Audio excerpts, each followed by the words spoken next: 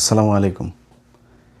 শেখ হাসিনার একটা বক্তব্য আপনারা সম্প্রতি শুনেছেন সবাই, যে তিনি দেশে আসবেন, আসার পুরো প্রস্তুতি তাদের হচ্ছে। এর মধ্যে তার আশপাশের যেসব নেতারা আছে, জাহাঙ্গীর কবির নানক, তারপরে আরও বেশ কয়েকজনের ফেসবুক পেজে তারা পোস্ট করেছে যে তারা আসার প্রস্তুতি নিচ্ছে। গাজীপুরের সাবেক মেয়র জাহাঙ্গীর, সেও পোস্ট করেছে যে তারা পূর্ণ প্রস্তুতি নিচ্ছে। নেতাদেরকে ঘোষণা দিয়েই তাদেরকে প্রস্তুত থাকার জন্য আহ্বান জানানো হচ্ছে। বাংলাদেশে থাকা বেশ কিছু সাংবাদিকও তারাও এই একই ধরনের কথা বলছে। আসবে 6 মাসের মধ্যে, আসবে না। গোলাম ময়লা রনি সে নিজেই করেছে, শেখ হাসিনা আসবে, তবে 6 মাসের মধ্যে না, 6 মাসের পরে আর কি আসছে। তো আমার কাছে বেশ কয়েকজনের সাথে এই বিষয়টা নিয়ে কথা হয়েছে। আমার একজন, আমি নাম বলছি না, যে কোনো একজন খেলোয়াড়, আপনারা হয়তো বুঝে যাবেন, তিনি তার এক ঘনিষ্ঠ একজনের কাছে তিনি বলেছেন যে হঠাৎ করে তিনি আওয়ামী লীগের প্রতি এত প্রকাশ্যে আওয়ামী লীগের কথা বলছেন কেন, যে তিনি আওয়ামী লীগ করেন। আপনারা জানেন যে কে বলেছেন। তো তিনি তখন, যেহেতু ধরেন বাহ্যিকভাবে আমরা এখন যা দেখছি আওয়ামী লীগের, আওয়ামী লীগের তো ব্যাক করার কোনো সুযোগ, মনে করেন দেশে এখন বিএনপি কথার কথা থাকলো না, 6 মাস, 1 বছর, 1.5 বছর পরে মনে করেন বিএনপি থাকলো না, যদিও সেটার কোনো সুযোগ নাই। কারণ হয়েছে যে প্রধান বিরোধী দল যারা এখন আছে, আমি যতটুকু জানি প্রধান বিরোধী দলের সাথে সরকারি দলের টাই খুবই চমৎকার, এবং তারা মিলেমিশেই তারপরে দেশ চালাচ্ছে। অনেক ক্ষেত্রে অনেক বিরোধিতা আপনারা যেগুলো দেখছেন সেটা আসলে বিরোধিতা না, কিছু কিছু ক্ষেত্রে তো হচ্ছেই, কথার এদিক ওদিক তো মতের অমিল থাকবে, সেটা খুবই স্বাভাবিক। কিন্তু আপনার মোটা দাগে যদি বলা হয়, দুই দলের ভেতরেই একটা সুনির্দিষ্ট আপনার পলিসি আছে, যে পলিসির বাইরে তারা যাবে না। অতএব বিএনপিকে সরানোর সুযোগ প্রধান বিরোধী দল যেহেতু সেটা চায় না, সো অন্য কেউ এসে তারপরে এই মুহূর্তে একটা আন্দোলন করে বা বিশাল কিছু করে তারপরে বিএনপি ক্ষমতা থেকে চলে যাবে, এই সুযোগটা আমার মনে হয় নাই। তো সেক্ষেত্রে মনে করেন কথার কথা, বিএনপি থাকবে না 6 মাস, 1 বছর, 1.5 বছর পরে, তাহলে হোয়াট ইজ নেক্সট?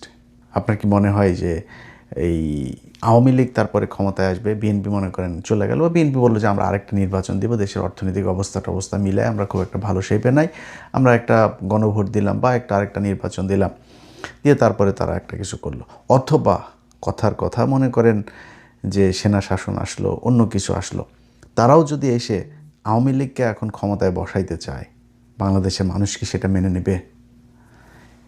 অনেক বিরোধিতা আছে। মনে করেন আমি ডক্টর ইউনূসের অনেক কিছুতে আমি খুবই কষ্ট পেয়েছি, ও খুবই তাকে আমরা সবাই চেয়েছি 5 বছর, 10 বছর, 20 বছর সে থাক। আমি নিজে বলেছি, কয়েকবার বলেছি, সেই ব্যক্তি শেষ সময় পর্যন্ত এসে যত দিন যাচ্ছিল তত মনে হচ্ছিল যে এই কাজগুলো হচ্ছে না।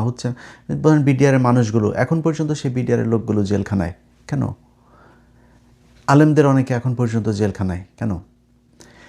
এই কাজগুলোতে সে শেষ করে দিয়ে যায় নাই। অতএব এগুলো যত দিন যাচ্ছিল তার প্রতি আমাদের আস্থা তত বেশি সংকট তৈরি হচ্ছিল। তো এই কাজগুলো হচ্ছিল। তারপরেও মনে করেন ডক্টর ইউনূসের সাথে আমি তারে পছন্দ করি না এখন, কিন্তু শেখ হাসিনার প্রশ্নে কি ডক্টর ইউনূস আর আমার মধ্যে কোনো পার্থক্য আছে?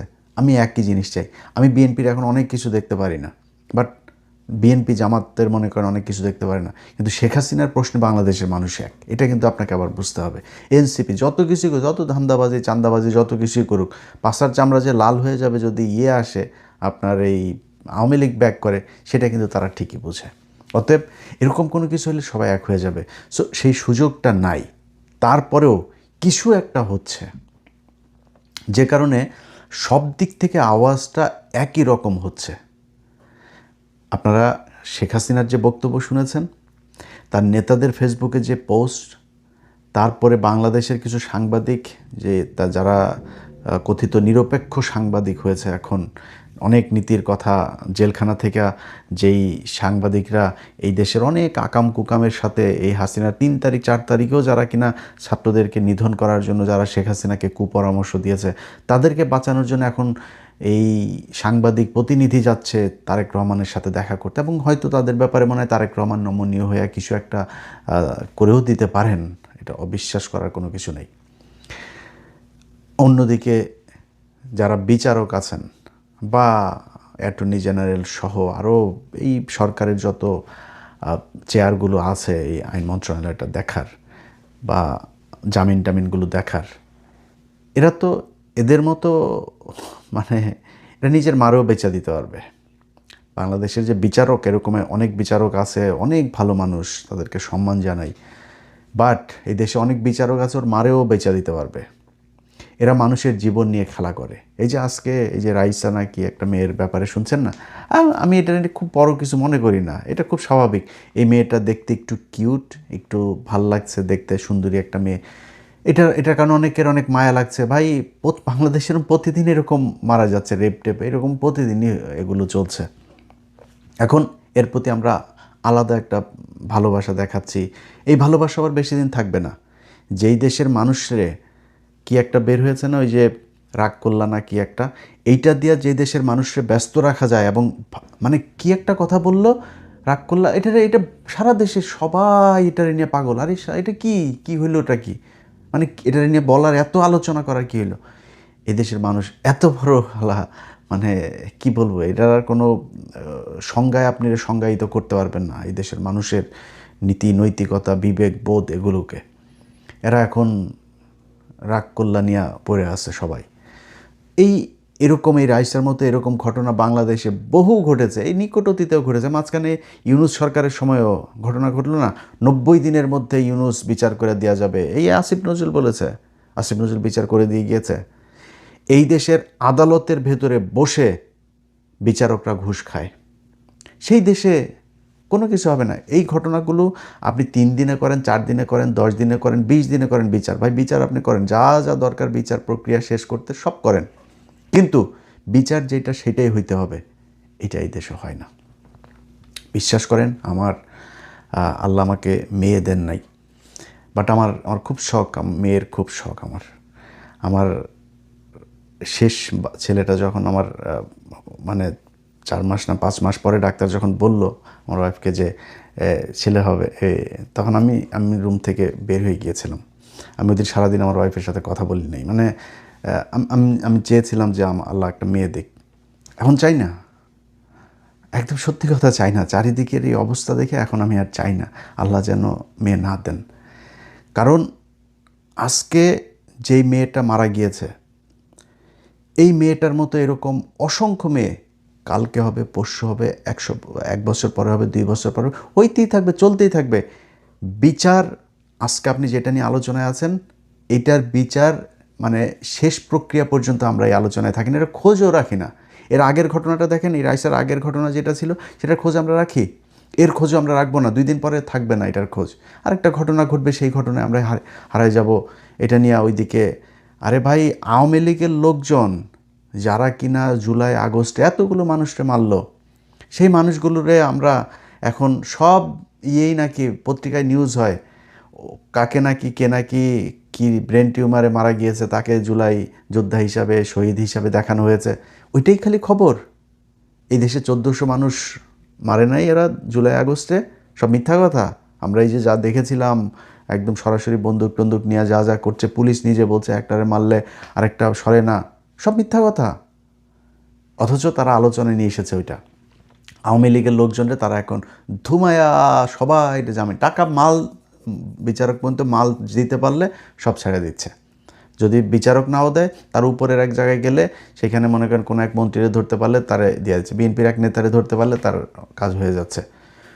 কোনো বিচার কোনো কিছু এই দেশে নাই।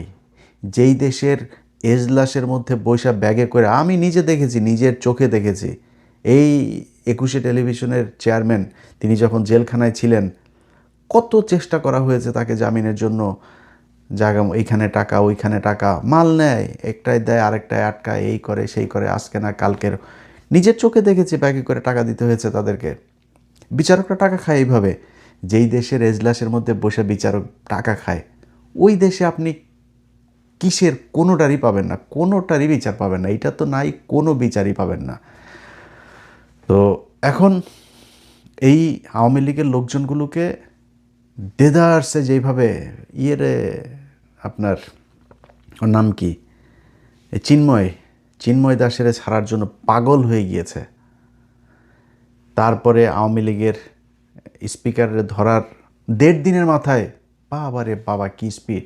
একটা জামিন আদেশ হইলে মানে আইজি প্রিজন পর্যন্ত ফোন করতে হয়েছে আমার, আইজি প্রিজন পর্যন্ত, জেল সুপার জেলার মেলার সব টপকায় যায়, হয় না, কাজ হয় না, আইজি প্রিজনের কাছে যাইতে হয়, ডিজিএফআই চিফ, ওই বিডিআরের ডিজি, এরে ওরে ফোন করে তারপরে করতে হয়। আর 1.5 দিনের মাথায় একদম স্পেশাল কোর্ট টোট বসায়া বাবারে জামিন হয়ে গেল স্পিকার। তারে স্পিকার কই ছিল জানেন? স্পিকারের কোত্থেকে ধরছে এটা আর বললাম না। স্পেশাল ট্রিটমেন্ট দিয়া তাকে রাখা হয়েছে, স্পেশাল ট্রিটমেন্ট দিয়া এজলাস বসানো হয়েছে, তারপরে রায় দেওয়া হয়েছে, স্পেশাল ক্যাটাগরি তাকে দ্রুততার সাথে তাকে বের করে দেওয়া হয়েছে। কেন? আজকে বিএনপি যদি মনে করে যে 15 বছরের কথা তারা সব ভুলে গিয়েছে এবং ভুলে যেয়ে তারপরে আওয়ামী লীগকে আবার পুনর্বাসিত করে তারপরে তারা শান্তিতে থাকবে। চিটাগাঙে দেখছেন না কালকে কী ঘটনা ঘটেছে? প্রতিটা তারা এখন ওই যে ইঞ্জিনিয়ার মোশাররফ, আরে শালার বেটা সারা বছর চুরি করেছে, সারাটা জীবন চুরি করেছে, চোরের বাচ্চা একটা। এই চোরের বাচ্চায় বলে ওই এই তারা হাজার হাজার মানুষকে দিয়ে আওয়ামী লীগের লোক, সব তো আওয়ামী লীগের লোক বাইরে, ওই দিনের ওই জানাজাতেই দেখা গিয়েছে, হাজার হাজার মানুষ তারা এসে আবার সেখানে জয় বাংলা জয় বঙ্গবন্ধুর মিছিল করে। আওয়ামী লীগের কার্যক্রম নিষিদ্ধ না? তো নিষিদ্ধ হলেও এখানে টেলিভিশনের সামনেই করা হয় নাই, পত্রিকার ক্যামেরাগুলোর সামনে তারা মিছিল করে নেই, ধরছেন তাদেরকে, বিচার করছেন। আপনারা উল্টা তাদেরকে ছাড়ার জন্য পাগল হয়ে গিয়েছেন আর শান্তিতে দেশ চালাবেন, এত সোজা। এইটার ফলাফল কি হয় আমি জানি না। শেখ হাসিনা কোন তাদের পরিকল্পনা কি চায়, কিভাবে তারা চিন্তা করছে যে তারা দেশে ঢুকবে, তারা আবার ফেরি করবে, জানি না আমি সেটা। কিন্তু আমাকে যদি জিজ্ঞেস করেন সেই সুযোগটা নাই। বাট বিএনপি যেইভাবে দেদারছে আওয়ামী লীগকে সুযোগ করে দিচ্ছে, কয়েকটা সাংবাদিক মিলা তারপরে এখন এরা প্রতিদিন নানান ধরনের খবর দেখবেন করে, যে খবরগুলো পড়লে আপনার মনে হবে যে এই দেশে জীবনে কোনো দিন মনে হয় এই এই এই আপনার আজকে দেখলাম জেলখানায় দ্বিগুণ তিনগুণ মানুষ বাংলাদেশের জেলখানায় ছিল না কবে, ধারণ ক্ষমতার 10 গুণ পর্যন্ত পৌঁছেছিল এই আওয়ামী লীগের সময়, এখন দ্বিগুণ 3 গুণ। এটা খুবই খুবই মানে আরামদায়ক অবস্থা জেলখানায়, দ্বিগুণ, এটা খুবই নর্মাল একটা ব্যাপার। এখন এটার নিয়ে নিউজ, আওয়ামী লীগের একজন আটক হয়েছে, ওরে বাবা সেটার নিয়ে নিউজ দেখবেন। কালকে কারো মৃত্যু কামনা করি না, কালকে ওবায়দুল কাদের মারা যাবে, তার লাশ নিয়ে আসতে যাবে দেশে, এবং বিএনপি হয়তো অ্যালাউ করবে, আনার পরে সেটার নিয়ে বিশাল এক হবে, কারণ মৃত্যুর পরে তো আর তারা অ্যারেস্ট করতে পারবে না, তখন তারা লাশ নিয়ে আসবে, এসে তারপরে সেটার নিয়ে একটা গ্যাদারিং করবে, ওইটার বিএনপি আবার অ্যালাউ করবে, অ্যালাউ করে দিয়ে তারপরে তাদেরকে মিটিং টিটিং মিছিল টিছিল এগুলো করতে দিবে, এরকম হবে। তো এখন একদম মানে অনেক কিছু গেল 2টা বছর কি হয়েছে জানেন, মানে আওয়ামী লীগ শুনলেই সাপের মতো ফোঁস করে উঠতাম, আরে এই আওয়ামী লীগ করে ওই আওয়ামী লীগ, সব কিছু নিয়ে খুব মানে তৎপর ছিলাম। বাট এই মানে কুকুর ছানারা যে 15 বছরে যে ওদের শিক্ষা হয় নাই, এটা ভাই বুঝতে পারি নাই। এটা যদি বুঝতে পারতাম তাহলে আজকে এই আবার ফের এই অর্থ সংকটে থাকতে হইতো না, কিছু টাকা পয়সা কামাই নিতাম, কামাই তারপরে দেশে যায় একটা ব্যবসা ধরতাম, একটা টেলিভিশনের টিয়ে নিয়ে ওইখানে বসে তারপরে চাঁদাবাজি করতাম। ওরা যে এরকম জাউরামি করবে এটা জানলে তাহলে নিজের মানে আখের নিজে গুছাইতাম। বাট এক জায়গায় নীতির জায়গায় ছিলাম, গ্রামের খুব গরিব মানুষ, একটা পুলিশের কনস্টেবলের চাকরি নেবে, আমি বলছি ভাই দেখ এই সরকারটা যাক, এটা নর্মাল সরকার আসুক, তারপরে দেখব না। 2 বছর এত এই আওয়ামী লীগের প্রশ্নে এত নীতি দেখিয়েছে, অথচ ওদের পাছার চামড়া লাল করেছে, ওরা বের হয়ে এখন ওরা দোষ খোঁজে হইলে গিয়া জামাতের যায়, আওয়ামী লীগ ওদের বাপ এখন, এই অবস্থায় চলছে। যে কারণে এখন একটু ধৈর্য ধরে আছে, খুব খারাপ লাগে কিছু কিছু জিনিস দেখলে ভাই, খুব কষ্ট পাই, বাট একদম চুপ করে আছে, কিচ্ছু বলি না। আল্লাহ এই 15 বছরে তোদেরকে এই যে শাস্তি দিয়েছে এটা দেওয়ার পরে তোদের যেহেতু শিক্ষা হয় নাই, আল্লাহর কাছে দোয়া করি, এতদিন দোয়া করতাম আল্লাহ জীবনে হাসিনার পতনটা দেখাই দেয়, ওদের পতন তো দেখলাম, তো তোদেরকে আল্লাহ যেন ওরকম একটা বিপদে ফেলে। বিপদে ফেলে তারপরে যেন ওই দিন আবার বলার যেন আল্লাহ সেই আল্লাহ যেন সেইটুকু সুস্থ রাখেন, বাঁচিয়ে রাখেন, তোদেরকে যাতে বলে যেতে পারি। এত অমানুষ তোরা, এটা যদি বুঝতাম তাহলে নিজের পরিবারের, নিজের ক্যারিয়ার, নিজের এত কিছু নষ্ট করতাম না। আওয়ামী লীগের সময় আমি বাংলাদেশে খারাপ ছিলাম না তো, ভালোই ছিলাম। সমস্যা কি? এগুলো নিয়ে এত গ্যাঞ্জাম, এত কিছু করার দরকার ছিল নাকি? যাই হোক ভাই, যেটা বললাম, আওয়ামী লীগের ব্যাপারে সাবধান হয়েন। যা কিছু বলি কোনোটাই বিএনপির বিরুদ্ধে না, জামাতের বিরুদ্ধে না, কারোর জন্য না। বাংলাদেশের জন্য ইন্ডিয়া যতটা ভয়ঙ্কর, আওয়ামী লীগ ততটা, এরা দুইটা একই জিনিস। এই কারণে এদের ব্যাপারে খুব তৎপর থাকি সবসময়।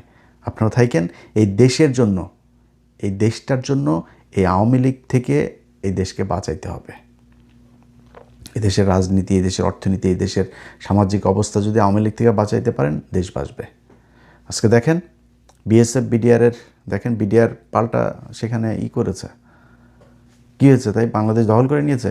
কিছু কিছু শুয়োর ছানারা আছে এরকম। ভাই আমরা তো 3 দিকে, আমরা ইন্ডিয়ার সাথে কী করে, তাহলে তোর বাড়ির মহিলা যেটি আছে ওগুলোর নিয়ে ওইখানে ইন্ডিয়ার ওদের সাথে যায় ওই যে শঙ্খ খেলতে দিয়ে যায়। যদি 3 দিকে থাকতে আমার এই ইন্ডিয়ার চাপ সহ্য করেই থাকতে হয়, তো আমার পাকিস্তান সমস্যা ছিল কি? পাকিস্তানের সাথে থাকলে তো আর ইন্ডিয়া করতে পারতো না। তা পাকিস্তানের সাথে পাকিস্তান কী করছে আমাদেরকে? 1947 থেকে 1971 সাল পর্যন্ত এই দেশে এই যতগুলো বিশ্ববিদ্যালয়, ঢাকা বিশ্ববিদ্যালয় ছাড়া জাহাঙ্গীরনগর, বুয়েট, এই ভিকারুননিসা স্কুল, এই নটরডেম কলেজ, এই মানে রেসিডেন্সিয়াল কলেজ, তারপরে Salimullah medical, Rangpur medical, Rajshahi medical, Mymensingh medical, Chittagong medical, সব জাহাঙ্গীরনগর ইউনিভার্সিটি, সব কিছু পাকিস্তানিরা করেছে। এই কমলাপুর, এই বায়তুল মোকাররম মসজিদটা, এই সংসদ ভবনটা সব পাকিস্তান করে দিয়ে গেছে। তো সমস্যা ছিল কি? এগুলো ইন্ডিয়া ইচ্ছা করে এই কৃত্রিমভাবে আমাদের সাথে পাকিস্তানের সম্পর্ক নষ্ট করে আমাদেরকে এইভাবে শোষণ করার জন্যই তারা এটা করেছিল। এবং সেটা 15 বছর আমরা বুঝতে পেরেছি ভারত কিভাবে আমাদের শোষণ করে। তো এই জায়গাগুলো ভাই, যাই হোক, মানে আমাদের কপালে ছিল যেটা, সেটা হয়েছে। বাট এখন দেশটা যাতে অন্তত আমরা মানে ন্যূনতম আমাদের যেই সার্বভৌমত্ব সেটাকে টিকায়, সেটুকু সম্মান নিয়ে থাকতে পারি, সেটার জন্য যা করার তারা তাই করতে হবে। এখন সুযোগ আছে আমাদের। আমেরিকা হোক, চীন হোক, পাকিস্তান হোক, টার্কি হোক, যেই দেশের সাথে আমাদের প্রয়োজন, আমাদের পররাষ্ট্রনীতি সেভাবে সাজাইতে হবে।